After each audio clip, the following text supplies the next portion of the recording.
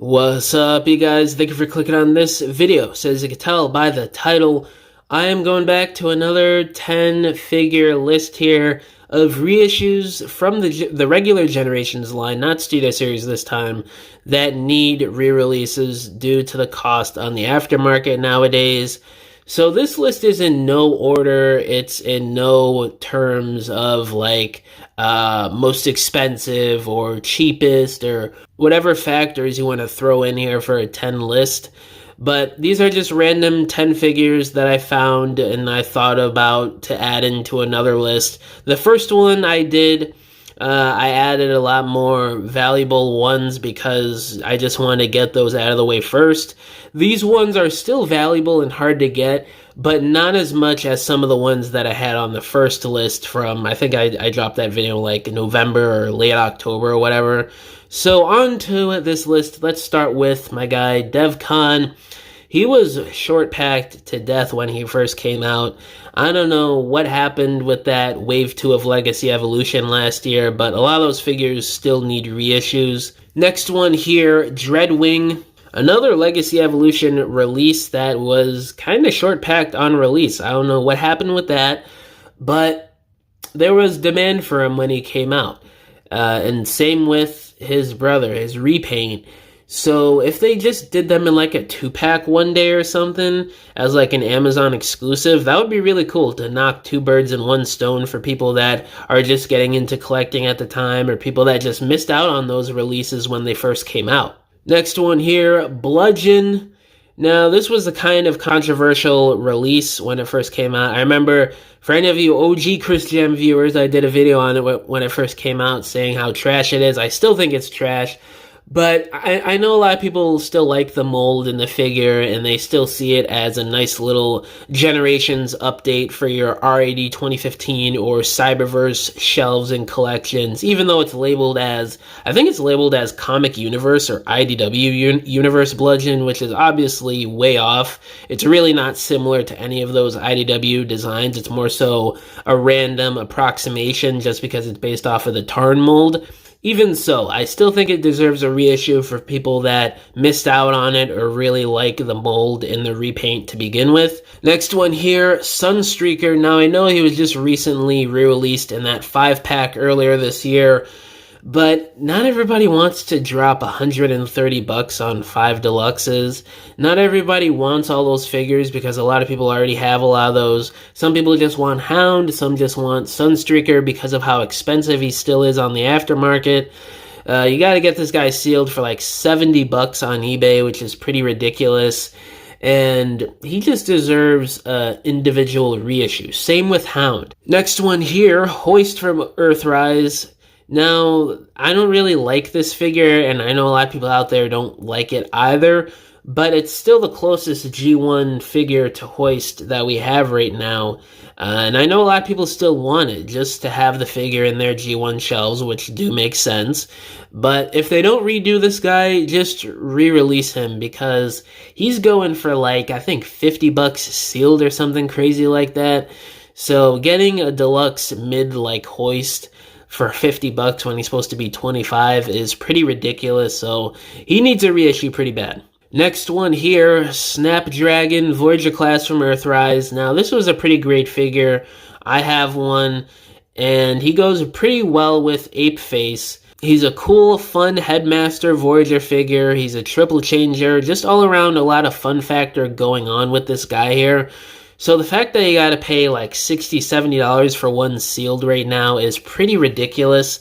I think he's probably gonna get reissued maybe in the next couple years if they do like a Headmaster subline, which really may be the case. They seem to really like Headmasters. It seems to be pretty popular within the Transformers fandom for Generations. They did that Headmaster type subline a couple years ago, and of course a few years before that there was obviously Titan's Return. So it seems like Hasbro and the fandom just generally really like Headmaster sublines, so I wouldn't be surprised if him and his best buddy Ape Face do get reissued at some point as a subline or just in the main line in general. Next up, we got Thrust. Now, this one was kind of hard to get when it first came out because it was a Target exclusive. It was 2020. Things were tough back then with distribution. It still is now, but even back then it was worse just because of what was going on in the world. At my Target, I saw Thrust for a few weeks to like a month or two. So there really wasn't too much of a problem in my area, but I know a lot of people missed out on this release, whether they couldn't find it in their area where they live in the world, or they just weren't collecting at the time. So just reissuing this guy, especially since Ramjet and Dirge already got reissued recently, it's only right that Thrust is next, and he definitely is coming at some point, probably next year or the year after, definitely I'd say, just to get the 3 cone heads out there. Next one, the Decepticon triple changer known as Astro Train. Now, this guy, he was kind of easy to get for a couple years, but recently, the last year or two, he's kind of gotten hard to find. You gotta pay like 80, 90 bucks for one sealed, which obviously for a leader class is ridiculous. I myself favor a redo at like commander class, make him more so the size that he was in Cyberverse or in some of the comic books. I think that would be really cool and a much more accurate and just better take on Astro Train in terms of size and design, because he's a space shuttle that turns into a train. Trains and space shuttles are not small vehicles, so it would just make sense for him to be bigger than, you know, a Voyager plus leader class figure. I never really liked that about him, but I still know that a lot of people out there prefer the G1 scale. They prefer his design from the G1 show, so I do see Hasbro just reissuing him for the time being, especially with the whole 86 movie stuff going on the next few years. And with the 40th anniversary, I wouldn't be surprised if they just straight up reissued him in the Earthrise packaging in 2026 for the 40th anniversary of the movie. Next up here, we got Red Wing. Now, this guy has been pretty hard to find for a few years now. You gotta pay like $100-something for one sealed, $70-80 for one loose. It's getting crazy. It's just getting worse as the years go on for Red Wing here. And for people who want to build up their Seekers, it's not helping. They got to pay this much for this guy. So I definitely feel like in like a, I don't know, comic subline or just re-release him in the main line, because I think his original release during Siege was also an exclusive. So I think putting him in the main line would make a lot more sense. It would just be something different for the mold and just be easier to get him out there this time around.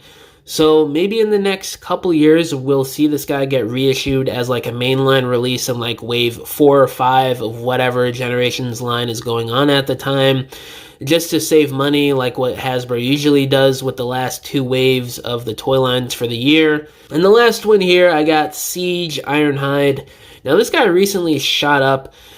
He went back down after being semi-expensive to get when he first came out in 2019 and 2020. There was a period where he went down in price where you could get him for like 30, 35 sealed.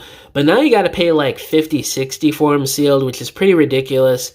And it's just a great deluxe class mold. Probably one of the best that Hasbro has done in the last 5-10 years for Generations Deluxes, in my opinion.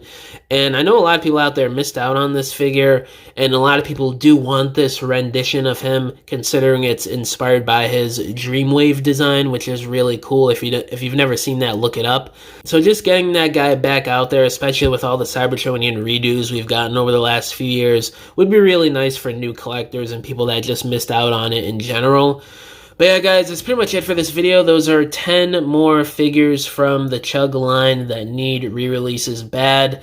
Let me know down in the comments below which of these figures you want reissued the most. All my social medias are linked down below, including my email if you guys want to hit me up about business inquiries, if you want to message me about whatever, or if you want to commission a diorama from me, because I make dioramas for people for their stop motions, photography, or regular display shelves in your homes.